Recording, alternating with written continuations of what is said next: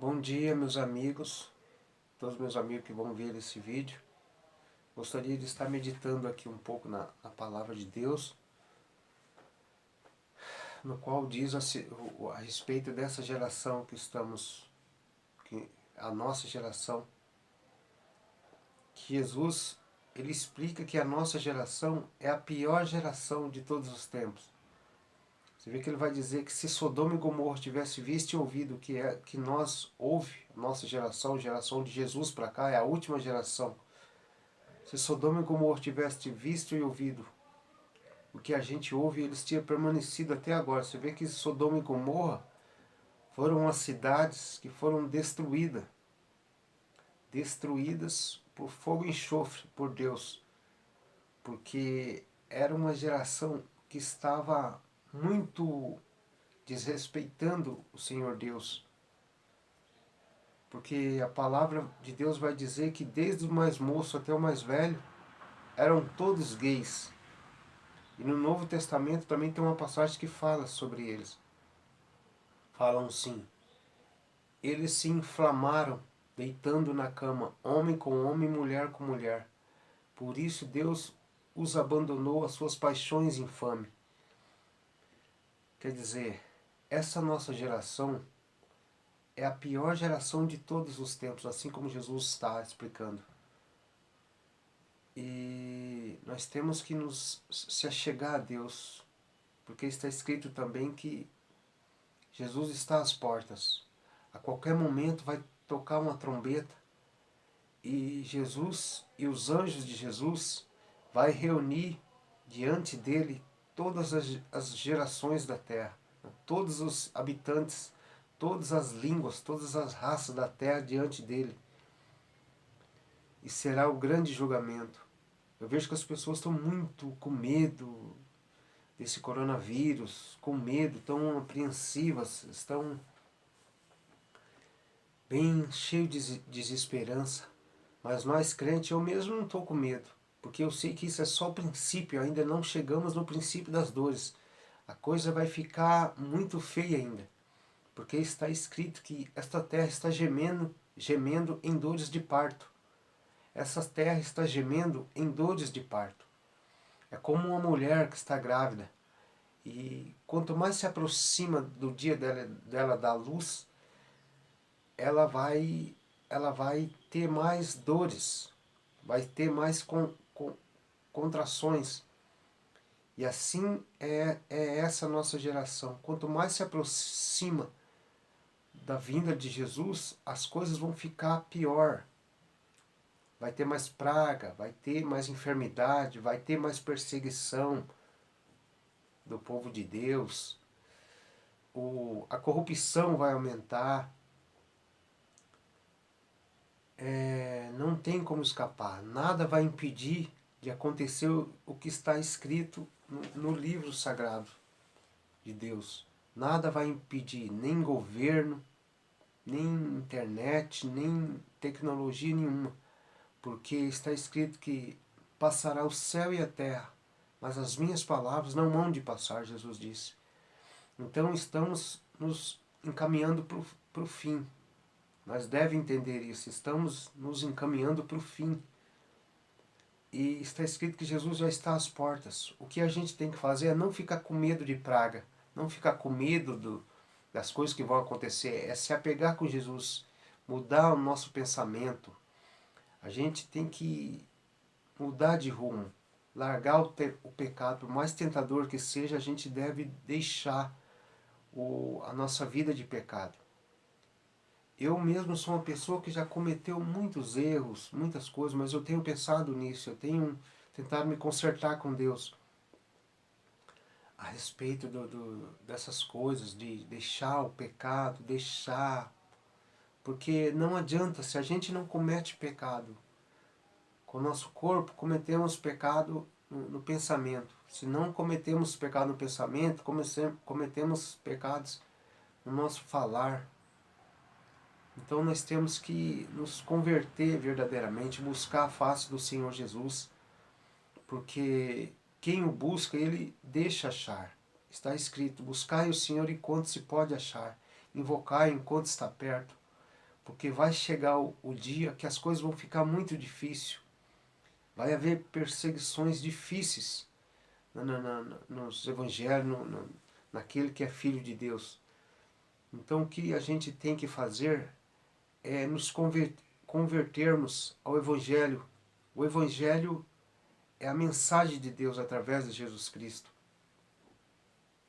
Então nós devemos nos apegar com Ele, ouvir o que Ele nos ensina, porque tem uma palavra que diz assim: você crê em Deus? Faz bem. Até os demônios creem e tremem. Quer dizer, só o crer de boca, isso não resolve. O crer em Deus, falar que crer de boca, isso não é uma fé que edifica, que resolve, que salva. Porque se você perguntar para o traficante se ele crê em Deus, ele vai dizer que crê. Se você perguntar para o cachaceiro, para o viciado e para o adúltero se ele crê em Deus, ele vai dizer que crê. Mas observa a vida deles para vocês verem. Então, tem uma palavra que diz: aquele que diz crer em Jesus deve andar como ele andou. Então, essa é a fé que salva, essa é a fé que diferencia da fé do mundo. Porque não adianta dizer que crê em Deus com a boca, isso não vai salvar.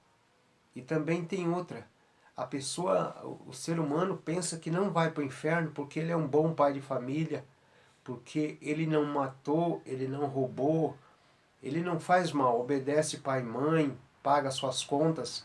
Então por isso o ser humano ele pensa que vai para o céu por causa disso. Mas a palavra de Deus vai dizer que as nossas obras é como trapo de imundícia. Nada serve, nada pode resolver, nada pode acrescentar para o reino de Deus. Porque para a salvação do ser humano foi manifestado o Filho de Deus. Então só há salvação entrando pela porta que é Jesus. Ele mesmo disse: eu sou o caminho, a verdade e a vida. E ninguém vai ao Pai a não ser por mim. Então não adianta eu fazer obra boa, esse negócio de ficar levando sopa para o abandonado, para o mendigo, para a pessoa que está precisando, e pensando que com isso eu vou conseguir um lugar no reino de Deus.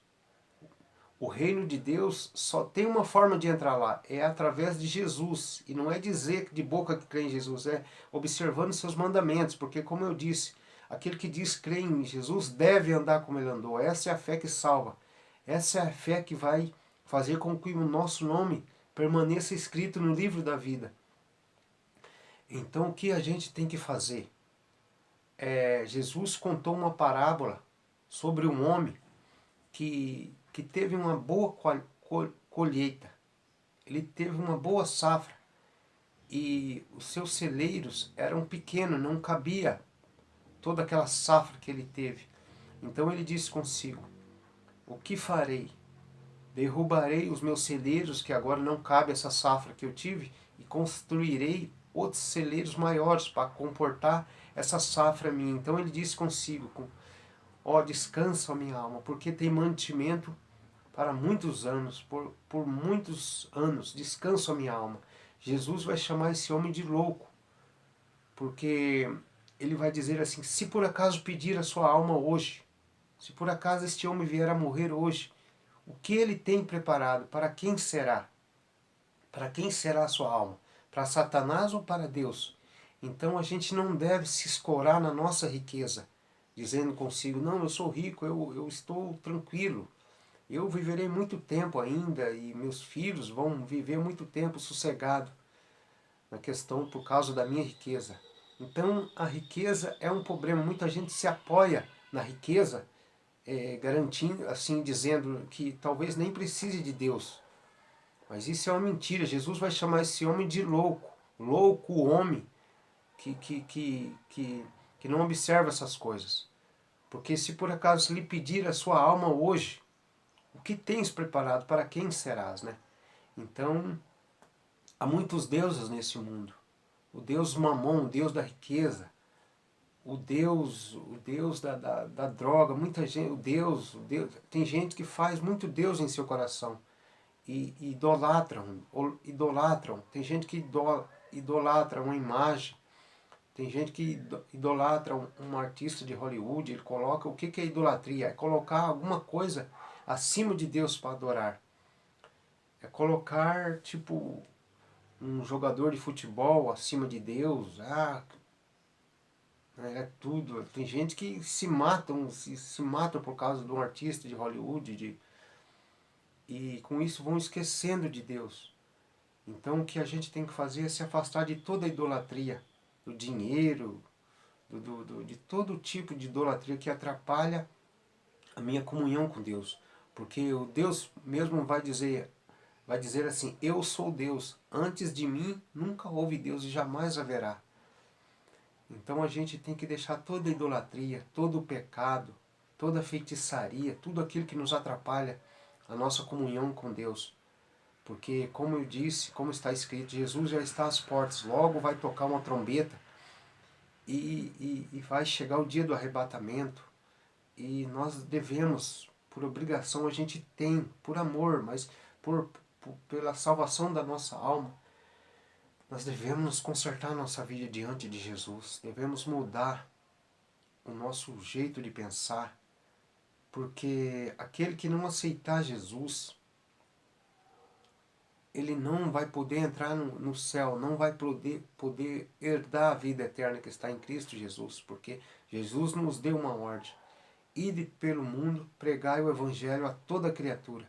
Quem crer será salvo, porém quem não crer já está condenado.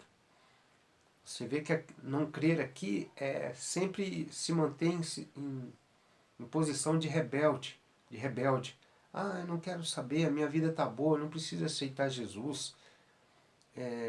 Quando eu tiver mais velho, eu aceito Jesus. Quer dizer, e tem outros que dizem, não, eu não vou aceitar. Por que eu tenho que aceitar Jesus, sendo que o erro não foi meu, foi Adão e Eva que cometeu o erro? Mas a pessoa não entende que através de Adão e Eva, todos pagaram.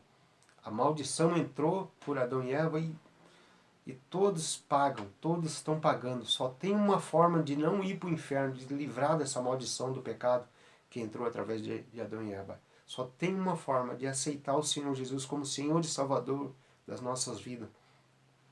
É só dessa maneira que podemos salvar a nossa alma. E Jesus já está às portas. Então o que a gente deve fazer é buscar esse Deus de todo o coração, buscar o Senhor Jesus, pedir que Ele venha salvar a nossa alma, a nossa família, porque as coisas vão ficar cada vez mais difíceis. Não adianta orar para o mundo melhorar, não adianta orar para poder mudar, que as coisas vão melhorar, que as coisas vão ficar cada vez mais difíceis, é bíblico. No fim dos tempos as coisas vão ficar difíceis, o que a gente tem que orar é para salvar nossas almas, lutar contra as investidas de Satanás, em nome de Jesus, porque se a gente morrer de alguma forma, por praga, por alguma coisa, pelo menos a nossa alma está garantida. Pelo menos nós vamos morar com Deus. E essa é a palavra que eu quero trazer para vocês, meus irmãos. Que venhamos nos converter e seguir o caminho santo, que é o caminho de Jesus, para que nossos nomes estejam escritos no livro da vida. E aonde um dia a gente vai morar com Deus. E a praga, a peste, a dor, o sofrimento, a tormenta, isso não nos alcançará mais. E glórias a Deus. Amém.